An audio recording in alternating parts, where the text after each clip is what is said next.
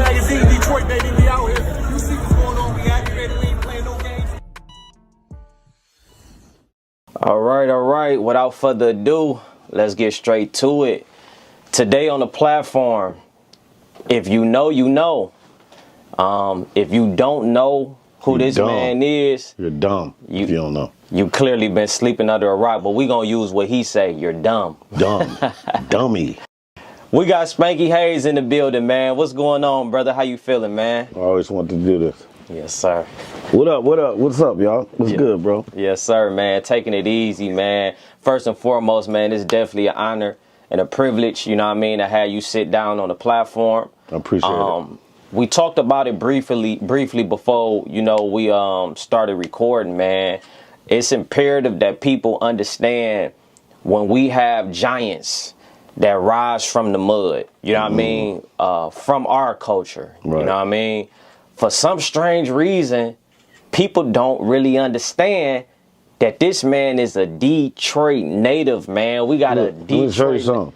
When I be pulling my stomach out on Wildin' Out, it's to show that I'm from Michigan. People thought I was just pulling my stomach out. No, it was to show you that I'm from Detroit. Real talk. Real talk. Okay. Real talk, man. So we gonna. Your mama know me. Aunties, all them, they know me. Straight up. Man, if we can, bro, let's go into that. Let's talk about the origin, man, your upbringing a little bit, and then we're going to fast forward it up to, you know, recent things. But talk a little bit about your origin, man, childhood, what it was like growing up for you. Man, growing up for me was crazy because I'm half Spanish. I'm Cuban. My dad, on my dad's side, is Cuban. My name is Carlos Pablo. So I always got teased because I'm a black guy named Carlos. And then, you know, my middle name Pablo. They like, what kind of is you? Like, and this before niggas even knew what Spanish people was. You know what I'm saying? It was all about just being black. Being, you know, I grew up in the black when it was real, everybody was black. And they loved being black. You know, the African chains on you, you know what I'm saying? You know, was wanted to be black. So that was kind of hard for me because I knew I always had a other side to me. So I'm like, damn, you know, we on this black power over here. But when I go to New York, my grandmama talking Spanish to me and I don't even know what she's saying. And she mad at me because she like, you've been away from me too long. That's why you don't know what I'm saying. So I had like a real crazy identity kind of crisis when I was growing up because I didn't know what side to pick, kind of. It's like living on the block with Crips and Bloods, and both of them is like, dude, choose up. Which one are you gonna be? I don't know. I'm just gonna get beat up every day by both of y'all niggas and be myself. You know what I'm saying? But yeah, that's kind of how it was growing up for me. And so, who was out in New York? Was it your father or your mom side? Well, I never met my father, but I knew his mama, and I knew his sisters, and I know all my aunts in Cuba, my uncles, cousins in Cuba. So, but I didn't know my dad, so he was down, and that was a big tripped out thing too because I knew all his whole family, his mama. Dude, it was like this. I would go to New York and I would call my grandma, hey, I just touched down. She would take all the pictures of my dad off the wall and shit, so I couldn't see him. So I still didn't know what he looked like. And then when I got older, I was like, why you be taking pictures off the?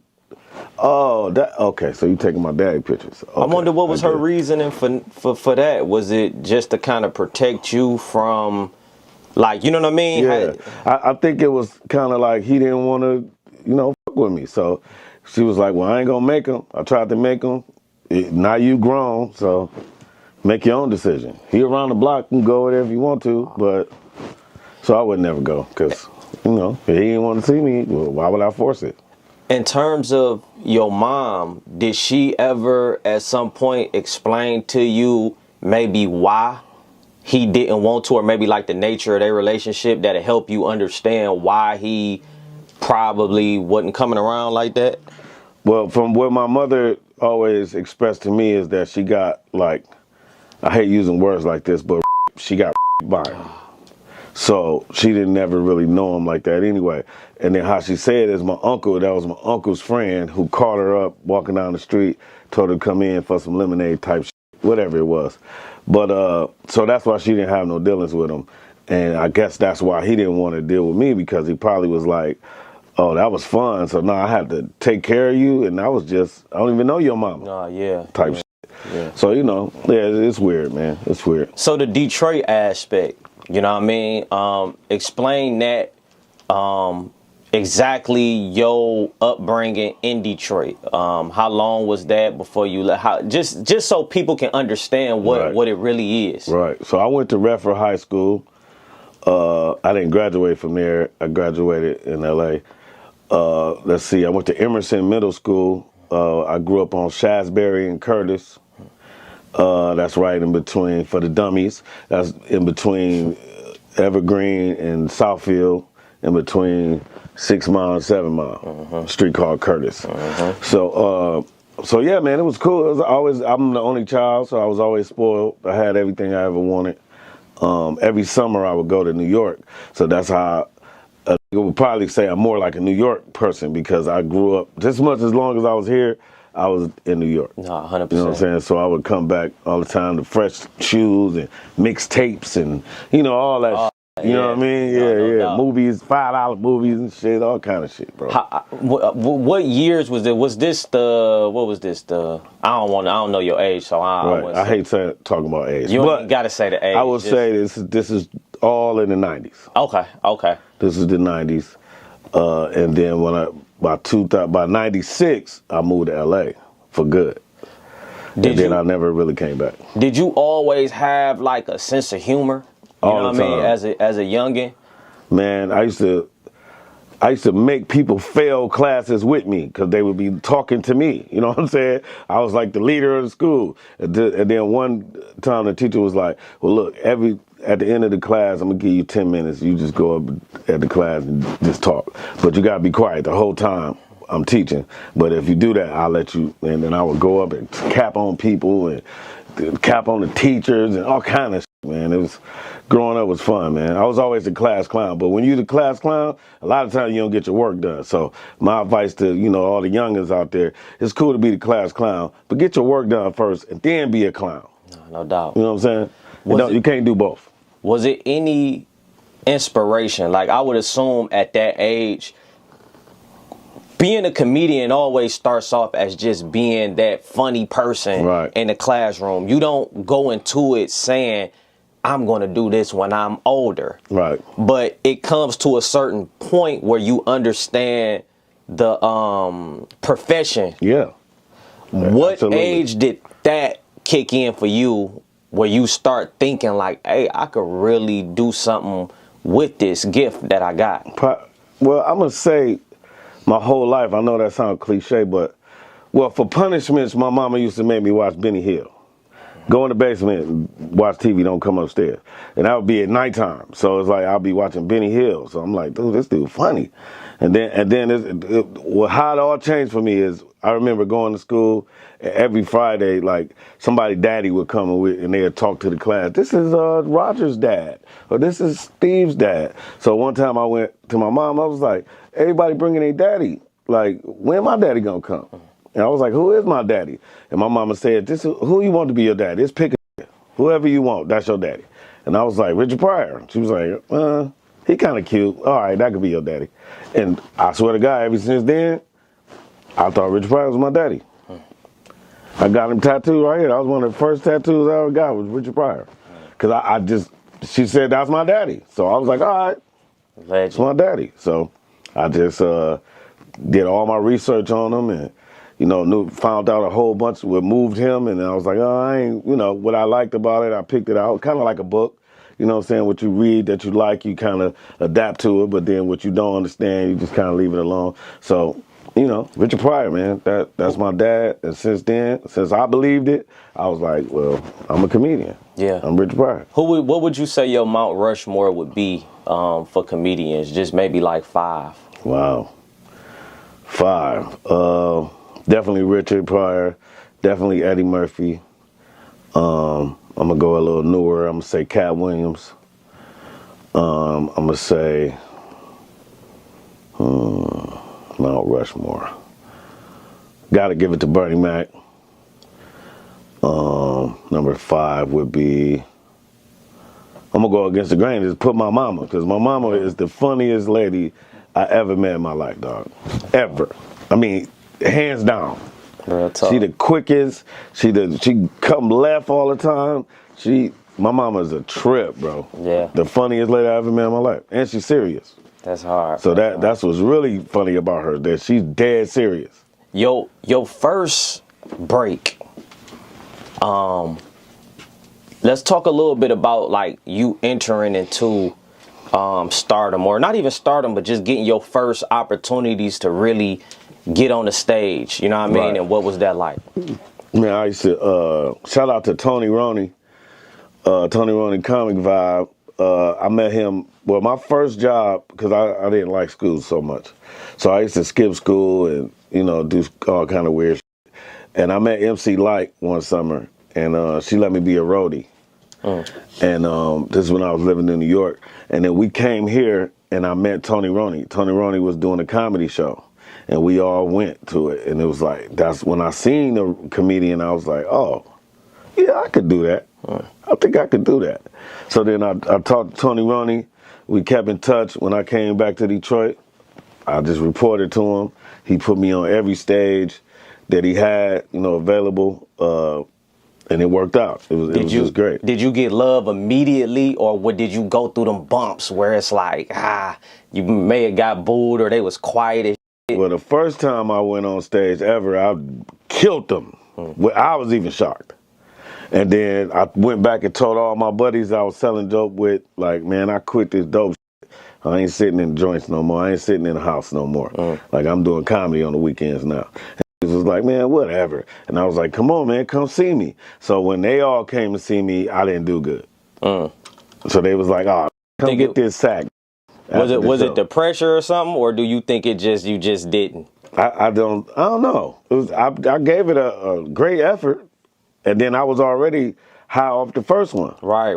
So I don't know, just something went wrong. I ain't have no tact yet. I didn't know how to control the crowd yet. I just was just trying to be funny. You know what I'm saying? So I didn't learn the game yet. But after a little while, that changed, definitely. In terms of your big break, when did you officially arrive, man? Because you've had the opportunity to hit many stages, rock, you know what I mean? Yeah. Like pretty big crowds, man. I remember my first time, you know what I mean, becoming aware of you. And of course, this is before Wildin' Out. Like, when did that opportunity hit for you? I'm gonna say probably the biggest break was probably Comic View. Comic View actually came to Detroit. Yeah, Comic View. Right. That was probably one of your initial, you know what I mean, big break where, you really felt like you know what I mean, like, damn, this is really, I'm really got some motion with this. Oh, yeah, but the proof was in the pudding. I ain't have to speak no more. I ain't have to, brag or boast myself up. It was right there on TV. Like, I ain't have to say nothing no more. 100%. Did that change? That was just an opportunity. Did that change things financially for you? No. Like, what about that first check that hit? Well, when you broke, any money you get is already gone. So it was just, I caught up a little bit, but it didn't take me over the hill, but it helped me out a little bit. I wouldn't say I started making real money until, I was doing Moesha, but I was doing extra work. So I became an extra. And people in Hollywood right now, kids and everything, want to be in show business. Doing extra work is some of the best things you could do because you meet people. It's relationships. Like, don't matter how funny you are, how cute you are, how big your booty is, how many wigs you got, bitch, whatever. If you don't have friends and your friends ain't tied in, you'll never make it in this business. Never. To that, man, right now we in the scene of Detroit, man, where we got, are you familiar with some of the funny, like the people that's in comedy in Detroit now? Like some of the youngsters? I'm starting to meet some of them. So you got the Jack Funnies. I love Jack Funnies. He's a cool guy.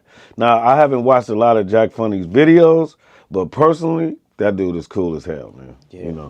Yeah. I'm about how cool you are. I don't care about what you're doing and how you working. And most are pulled out or not is the that's standing next to him not. So none of that ever impressed me, man. And then to go a little bit more into that, to get on a movie, to do a movie with somebody, it ain't about how funny you are or cute you are. It's about you and your man's got a movie deal, right? Y'all gonna hire people that y'all don't mind being around for 30 days. That's what you're gonna do. You're gonna hire people that's cool enough to hang with you for 15 days straight. You're not gonna hire no talented dummy to be around you. Then you got to check on them all day. You got to do. Mike Epps always had that problem. You always got to check on Mike. Mike on there trying to overdose or doing all the crack, all the cocaine, whatever he's doing in that room. You got to check on him and make sure he can perform. You know what I'm saying? So you don't want that. You want the motherfuckers that came to work, people that you already like. You smile as soon as you look at them because you know y'all got experience with each other. Yeah. That's show business. All that other shit, leave it, forget it. You know, that's one of the biggest things too, man, that's kind of been going on with the comedians, man. Yeah. It's been a lot of tension in the comedic space. Right. And it seemed like Katt Williams, when he went on Club Shay Shay, man, that was the beginning of like a snowball effect. Yeah. Where what people have been feeling for years. Well, it's been happening for years. He was just the first person to say it. So, but it's been happening for years. Like, if you'd have asked me 2 days before that, I had something very similar to what he said. You know what I'm saying? Not taking nothing away from my brother. Yeah. But, yeah, man, I mean, we all trying to go, because listen, let me break this down to you. It's only one. So we all going after the one. And I'm going to break it to you. I said Mike Epps earlier, so I'm going to start with him. Remember when Mike Epps was the man and wasn't nobody else the man but Mike Epps? It might have been Mike Epps and Dave Chappelle, but Dave Chappelle is, and I say this respect, with all due respect, Dave Chappelle came in on the white side. So he don't have the struggles of a nigga comic. He only had the struggles of white boy comics, which all of them eat, all of them work, all of them do, you know what I'm saying? So he got that mentality. So he's the exception, Dave Chappelle. But let's go to Mike Epps. After Mike Epps, it was the first Kevin Hart. Now, what I mean by that, the Kevin Hart, the soul playing Kevin Hart, the Kevin Hart with 18 pilots on NBC and CBS that didn't make it. They couldn't sell them. They took it from him and gave it to Katt. They couldn't control Katt. Katt was getting his kids taken, all kind of shit they was taking Katt through. So they couldn't control Katt, so they took it from Katt and gave it back to Kevin. And if you think about it, that's exactly what happened. So, but again, the Chris Rocks and all of them, they don't count because they didn't come in on the black side. They came in on the white side. Ain't nothing wrong with coming in on the white side, mainstream. The mainstream is what you should be striving to be. But they came in like that. See, like Mike Epps, and people I'm naming, Mike Epps, Kevin Hart kind of came in mainstream, but he had the problems when he tried to be it, if you ask me. So, you know what I'm saying? Katt was always in. So that's why he got the worst of it. And then they gave it back to Kevin. When Katt had set the table, they took the table from him and gave it to Kevin. So all Kevin had to do was sit down at the table.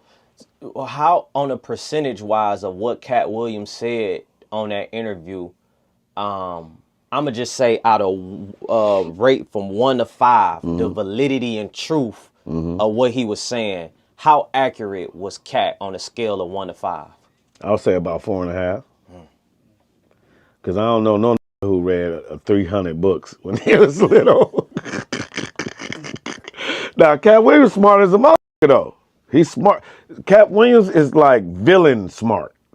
Like, you know how a villain in a movie be like, yeah, we're going to do this to him and da-da-da-da-da. He that kind of smart. So they're smart. So I can't say that, but I don't know. I just ain't never knew that read that many books. So, but other than that, everything he said, golden. He didn't mention you in that No, okay. That's my brother. That's my real brother. Like, I can call him right now. And He's like, what are you calling me for, Sinatra? Yeah, that's my real brother. Cause you was actually on tour with Katt. That was also like one of those big moments for you. Yeah. When Katt was at the height of heights. Woo. It was you, Lionel, if I'm is that the sister name? Lunel. Lunel. Yeah, Lunel. Auntie Lunel. What up, Lunel? It was Lunel. It was me. It was Red Grant. It was Zoo Man. I'm missing somebody. But it would be people from like wherever state. If we in Chicago, he picking somebody from Chicago. Yeah. If we in St. Louis, he Yeah. gonna pick somebody from St. Louis. Yeah. So he kept it going like that, man. Cat kept paper. Cat Williamson gave me more money than Nick Cannon has. Damn. So that's some real shit. And that's heavy too, because even with speaking of that, with the Cory situation, that Cory. was Talking about Cory Holcomb? yeah. Him. He pregnant right now by Tyler Perry. That's why you don't see him too much. He pregnant. He about 6 months now. How did that whole thing even come about, bro? Like, what was the reasoning for that? Because Cory Holcomb is a bitch ass. He a bitch ass nigga that don't look like a star. He's never been a star. He's never been really celebrated. So he got his podcast to attack the nigga that he thought should be celebrating him. Yeah. So he's like a shock jock. There ain't nothing wrong with that. But certain names, you can't say them. They off limits to everybody, anybody. If you ask, what's the Jewish nigga name who been doing podcasts forever with the big ass nose? Got the radio show with the little Beetlejuice. The Jewish guy. I can't think of his name right now. But the guy who's been doing podcasts and radio shows forever. The big Jewish guy with the big nose and curly hair. And he got the girl, the black lady with him. And he got the little Beetlejuice with him. Howard Stern. Even Howard Stern know not to say certain names. So to me, it's like, you gotta be careful with shit like that. Yeah. You know what I'm saying? That's like giving a nigga a rope and he want to be a cowboy after that. And the Cowboys too. But that's my point. It's like, and I mean Dallas Cowboys. The Dallas Cowboys.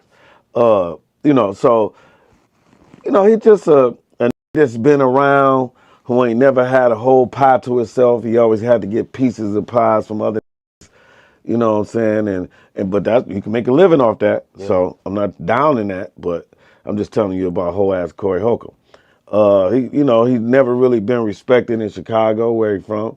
He never was really respected in LA. You know what I'm saying?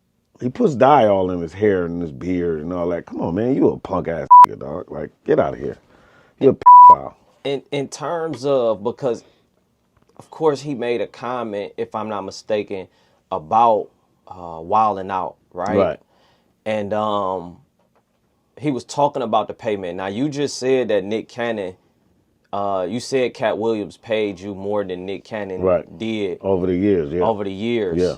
Was, even in looking at that, was that situation a fair situation with the wilding out? Never. Well, it was never fair for me because, so let me break this down. It was 4 comedians, Howie Bell, Joe Blunt, Thomas Ward, myself, 5, Tony Roberts. And we all had a group called The Other Level. Now, it's a lot of people in Detroit that felt like they were in The Other Level because we would just use, it was the Detroit thing. So we would all do skits and do songs and rap and all kind of shit. Mm-hmm. So 4 of us moved to LA and we became The Other Level. When Nick Cannon was, 14, his first manager was an Arab guy named Sam who lived in San Diego. And he hooked us up together. So whenever Nick would go to, what's that, Soul Train, he would go to Soul Train, and if you know about Soul Train, they pick you to be on there. Like everybody's standing in line, and the producers would come outside and say, okay, her, all right, her, right, all right, her, him, okay, him, okay, him. And so when he didn't get picked, he would come to my house in the jungles. And we would like do comedy shit, and I would teach him how to do. I taught Nick Cannon how to tell jokes, how to do skits, how to dress, how to everything. That was my little brother's son. Like protege. Yeah. So he got the deal first. When he was doing road bounce in Chicago, I just happened to be in Chicago. I went to the set and went to see him. He slammed Bow Wow. That's when I knew Nick was like, I was like, all right, Nick, you growing up. You know what I'm saying? On a serious tip on yeah, he slammed him like, bitch, shut up. So, because Bow Wow had just sold out in Chicago, he went on a radio interview, and like an hour later, his concert was sold out. So he was walking around saying, "Yo, can't sell out concerts." Da, da, da, da. So Nick Cannon got mad about that and slammed him, bro. This. You good? All right. But so that's kind of what happened. And Nick Cannon came up to me and said, "I got a deal with MTV," and I was like, "Damn, that's dope." And he was like, "Yeah, man." He gave me a check. I think he gave me that was probably like $30,000 or something like that, 20,000. It was something. It was big at the time, but now I'm grown. It was just play money. But he gave me a check and said, "You the first person I'm hiring."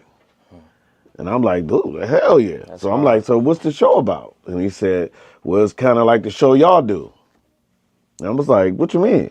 He was like, "It's like we gonna do what y'all do, except." I was like, "But they ain't gonna be in it. Only me, I'm gonna be in it." He said, "Yeah, we're gonna get other people to be in it, but you gonna be the anchor because you got the recipe to it, basically." So he gave me a check. I said, "Hell, that's work." And then about a year later, I want to say that was the same year that the Pistons beat the Lakers with Kobe and Shaq and Karl Malone and Gary Payton and all them. We was either rehearsing it then or we actually shot one or two then, and then it came out the next year. So yeah, so he like paid me to lead my crew to be in his crew. And then after that, because how long were you on there, and at some point did you get another check or like? Oh yeah, I was getting You just saying paid. in general, it just overall. Yeah, he gave me that check before we even started. Right. To get me motivated. So I remember that's when the chirp phone. Remember using chirp? That's when that shit was out. He was like, "Get a real phone and go get this and go get a crib and go, because I'm couch surfing. I'm in LA, you know what I'm saying? I'm couch surfing and shit. He's like, "Get your own place. Get a real phone and go get this and go get a car you can drive to Hollywood. You got a bucket." So he upgraded me, man. I know that's some Beyonce shit. No Diddy, but he definitely upgraded. And so I was all the way with it because at that time in my whole life, nobody ever did that for me. I got to. You just said no Diddy. Yeah. You've been very outspoken. Yes. With the Diddy, you know what I mean? Diddy suck He been sucking I've been telling that a long time ago. He been sucking He sucked Biggie As much as I love Biggie, imagine that. I think when it all go down, the Puffy and first of all, they gonna convict Puffy off this murder because Keefy D was the last in the car, which makes him guilty because he was in the car. So, and he's telling the reason why they were in the car, and that's because Puffy gave him $1 million to kill him, to kill Tupac, and Suge. So they, from what I understand, he only gave the Zip half of the money because they only did half of the job. So I think Puffy really wanted Suge dead and not Tupac. But if it came like that, it was whatever. So they got Tupac, and then Suge was famous for guarding himself with little niggas. Like, if you littler than him, he gonna pick you up and do like this and shooting at him. He guarded himself. That's why Tupac got shot down here. Because he picked him up and did this to him. Shielded him. So, besides that, man, I was on like 2 Biggie Puffy albums, doing skits. I was on the Forever album, and I forgot the other name of the Family album. And then I hosted about 12 of his parties. I wrote for him when he was like hosting the MTV award. I forget what year that was, but Wild 'N Out was already out. And I was on the writing team. And I ain't got money from Puffy. You know what I'm saying? But he ain't never hit on me like that. I think he know who to hit on. Yeah. And then I ain't never needed him. I ain't never come to him and say, "Man, sign me for this," or "Let's do this." So I never came to him like that. So, I was just a straight up to him, I guess. Hosting 12 parties. Yeah, I hosted about 12 parties. I'm sure you seen maybe some crazy things. Yeah, man. And I'm scared of homosexuals too. So that's what really scared me, because I'm scared of them motherfuckers. Like, if you could take a in your and you like that, that's what you wake up and want every morning, you dangerous. This is how I feel. Don't sue me. But so I'm always was scared of him, in a sense. Like, I'm more scared of Puffy than I am of Suge.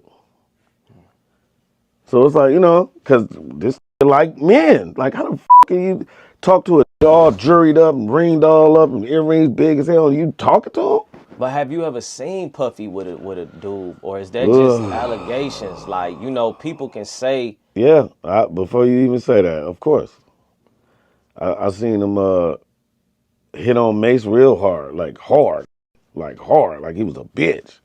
I remember when Mace stopped rapping and started being a preacher. That was because he wanted to get away from Puffy. Because he was coming at him every day. So imagine a rich same-sex guy that done gave you millions of dollars. Imagine how that talk to you. You feel me? Like, you got to almost eat that shit almost. Like, him smacking you on the ass maybe. I mean, I'm just saying hypothetically. no, but, for sure. But you don't know what You this saying, be doing. You basically saying somebody done put you in position like that, may have done certain favors. It's kind of like prison. Like, you can't do, you know what I mean? You can't accept certain things from Man, you certain take people. you go to your cell, your bed, and see a Snickers on that motherfucker, and you eat that motherfucker, you somebody bitch. Period. You drink somebody water, you fighting. Period. It's no other nothing. So I just always was smart enough, thank you God, to stay clear from that. Just did what I came to do and left. I always bring people with me so I can always be distracted by whatever going on right here. I got a real right here saying, What you doing? Why you looking over there so much? Yeah. Nigga, come over here. Oh, all right, man, my bad. Yeah. So thank God, man. I just always had a lot of distractions, so I never had to go that route. By you being in Hollywood, like the Puffy, parties and stuff like that, is that by far maybe the craziest things that you've seen up close? No. Or is it a lot of other things in Hollywood that Ugh. Hollywood is crazy. But again, it's about relationships. If you go to a party and you don't know nobody, expect to fight. Especially if you about to get at one of their bitches or something, expect a fight. You walk down any block with a karate outfit on and watch how many come outside trying to fight you.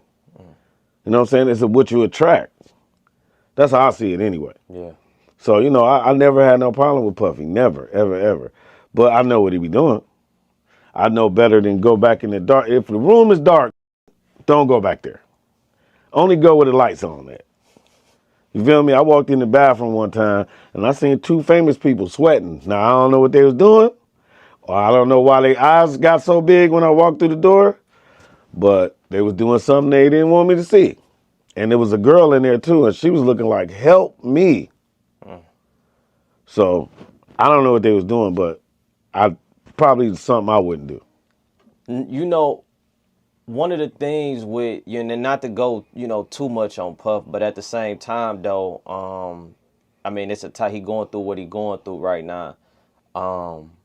One of the things that I heard that's kind of crazy, bro, is the level of surveillance that he had in his house. And when you think about bribery, right? Not even saying that Puff per se was doing this, but for anybody, to have cameras everywhere, get a person under the influence, catch them on camera, and then be able to leverage that. Like, now you gotta suck my because I got you on tape being dug out by Busta Rhymes and other. So, that's up to, either go kill yourself or let them have it. For you to say Busta Rhymes is crazy, bro. Man. Now, I don't know nothing about Busta Rhymes per se, but I would just say, yeah. I mean, if half of the that I'm naming, if you just look at them, you'll see what I'm saying. I just been around them. I see their movements, So I know what they're doing. Like, why is he doing that? Or why is that so important? Or what? It's about what argue about it, what get mad about it, what niggas, you know what I'm saying? So it's like what triggers them. I guess that's a better way to say it. So I'll just be like, that wouldn't make me mad because I like bitches. So I that wouldn't make me mad because I don't wear blouses. Or that wouldn't make me mad because So it's like, Is that a real thing though, where most of the people that has grew in superstardom at some point in their career, they had to do something. Well, I would say this. I got as famous as I could without sucking somebody. I seen the rooms that was going in, coming back, looking funny and looking like, can you tell I sucked the yeah, nigga, we can tell. Roll your own weed. You don't smoke my weed. But, you know, it's like, it's choices in your own life, man. You could do something for 15 minutes that could get you something for 2-3 years. Because any famous person, you can name any famous person, except for probably Lil Wayne. You only get about 2 or 3 years in the game at the top spot. Other than that, what you doing to stay there? What you think about in the industry? You know, Charleston White been going crazy. That's my guy, man. That's my guy. I fuck with Charleston White the long way. That's my guy. You like his perspective and his technique of. Well, he telling his truth. You know, you gotta go through something to even speak on it. You know what I'm saying? So that's his version of life. You know, how he feels a woman should be, or the man should be, or a parent should be. And I'm gonna keep it real. A lot of that shit make a gang of sense. You might not like who it is delivering it, but what he's saying make a lot of sense, bro. On a lot of it. I won't follow him on everything, but a lot of that shit makes sense. No doubt. So I ain't mad at him. No doubt. And then he getting his money off being a regular. Like, you couldn't even get paid being yourself 10 years ago. You couldn't do that. So anybody that's getting money off of just being who they are, kudos, man. So, yeah, for sure. Yeah, that's great. Recent, man, new stuff, bro. What you got going? What you got in motion, man? What should the people be looking out for? Man, Crank 3. Crank 3 is one. Blade, the new Blade movie, that's another one. I just got hired to get back in Punk, so I'm back with MTV again. Viacom is the devil, by the way. But Viacom, what up? So I'm Shaquille O'Neal's hosting Punk now. So I'm gonna be the cast member with some of the people, punking people and stuff like that. So that's gonna be good. I was waiting to get back on TV, man. I kind of miss it. Kind of miss them checks, you know. Nah, that's dope, man. And You know I feel like the people definitely like your personality, man, is huge. Yeah, I you know appreciate what it. you bring to the industry. You know what I mean? You know, you a one-on-one. Like it ain't too many people that and that's what I like about comedy you are too. far too kind, my brother. Yes, sir. Yes, sir. It's the truth though. Man, I'm just from Brightmoor, man. You know, I'm just a kid from nothing. My like I didn't have nothing growing up, nothing. I stole everything from people's porches to in the stores, and I used to steal, like, cause I ain't have. Yeah. So you know, I'm stealing. I gotta have it. So you know, that's why I had to get out of Detroit, man. I was like, man, if I stay here, I'm gonna be 400 pounds and probably in jail. So I had to get up out of here, man, just to see if I could do something. You know what I'm saying? So thank God, man, he led me in the right direction. It wasn't always pretty, never pretty. Really, never. But it was pretty enough to keep going. You know.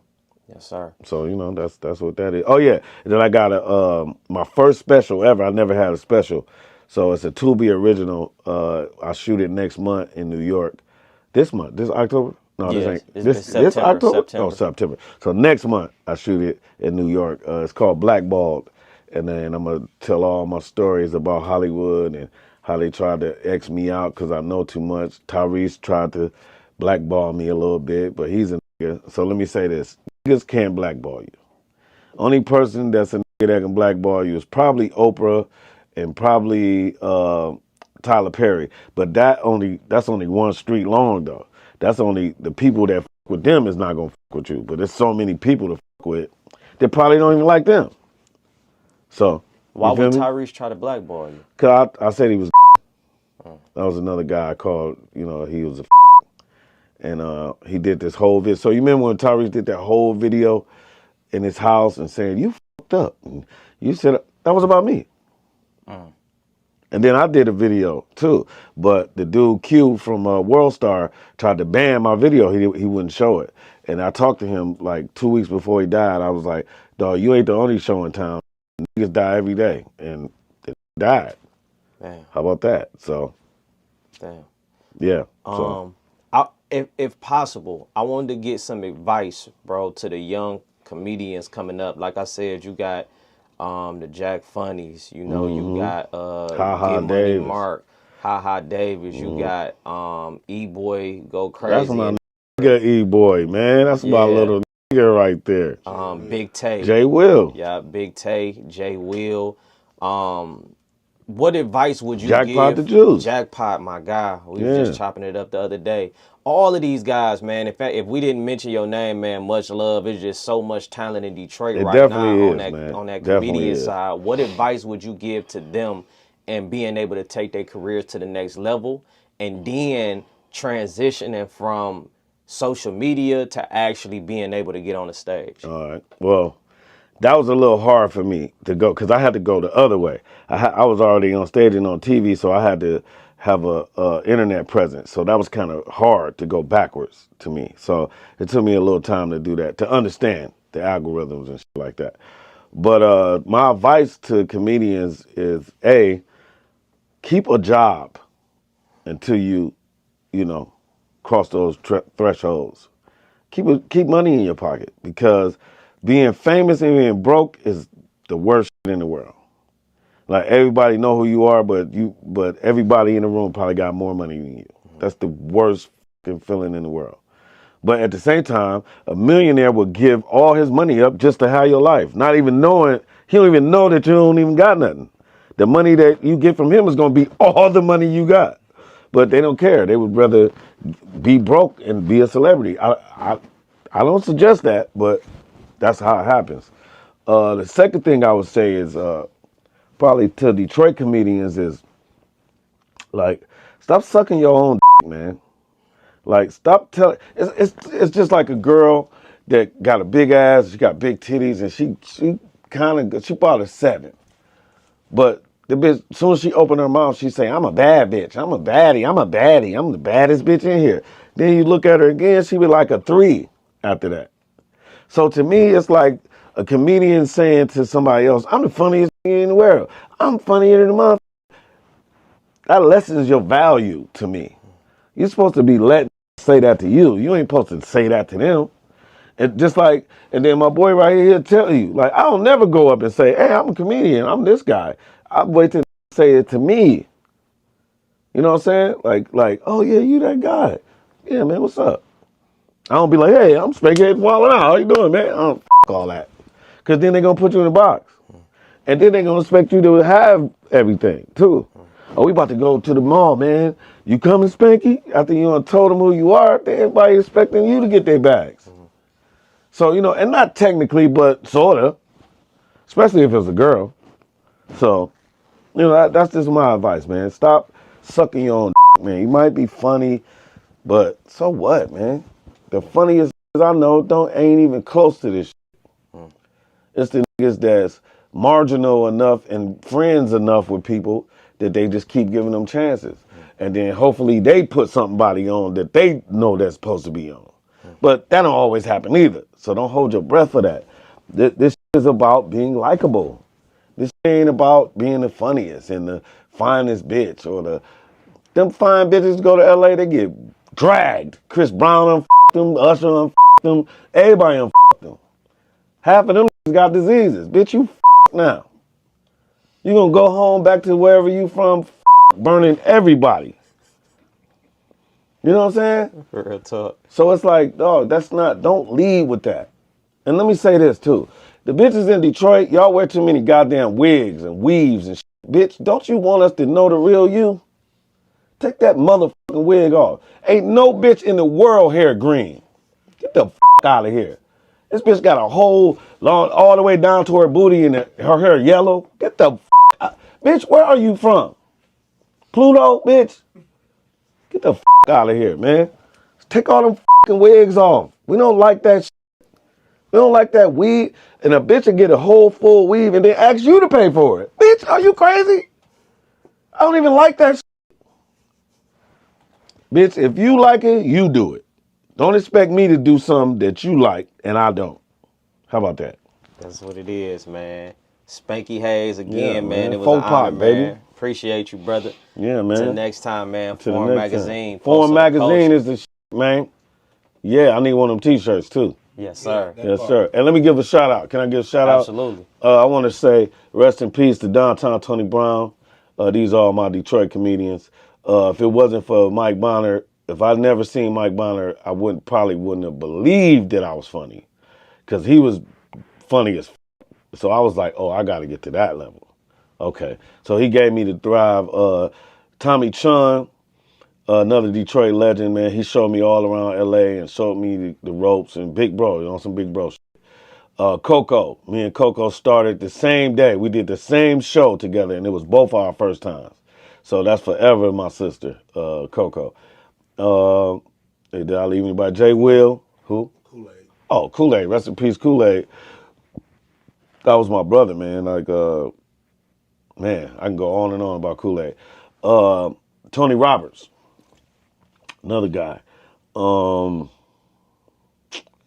Jay Will, Bobo Lamb, Dorian Black, Shiny D, the Mailman, Tony Roney, Howie Bell, Josh Adams. If it's anybody I forgot, I'm sorry. I'm just thinking of that I just really just saw too. Fago, huh? Dollar Bill. He a new guy, but Dollar Bill. Good people. Yeah, he good people. If there's anybody else, I forgot. I'm sorry. Shout out to Obi Trice too. Shout out to Eminem. Shout out to all of D12. My cousin Swifty McVeigh. A lot of people don't know that. That's my first cousin. He was the first person famous in my family, and he used to let me be a roadie for him too. So, you know what I'm saying? That's how I met Obi Trice. That's how I met, you know, Eminem. I would be around these people, but I didn't know them. Shout out to Maurice Malone, old school. He had the shop on 7 Mile. So these just all things I remember growing up as a kid, and to me, that's what made Detroit. Keith Washington was a major staple in R&B in Detroit. And it's more. So much more. Chemistry. So many other people, man. And I just want to give them a shout out to say thank you for making me, because if they didn't do what they did and I couldn't watch them do what they were doing, then I would have not believed that I could do what I could do. Yes, sir. Yes, So, sir. you know, that's my city, man, Detroit. I know I live in LA and I've been in LA, and it's, you know, these all day, but Detroit, man. Detroit City, man. That's what it is, man. You know what I'm Spanky saying? Hayes, Foreign Magazine, Let's Pulse of go. the Culture. Let's get it. Let's get it, baby.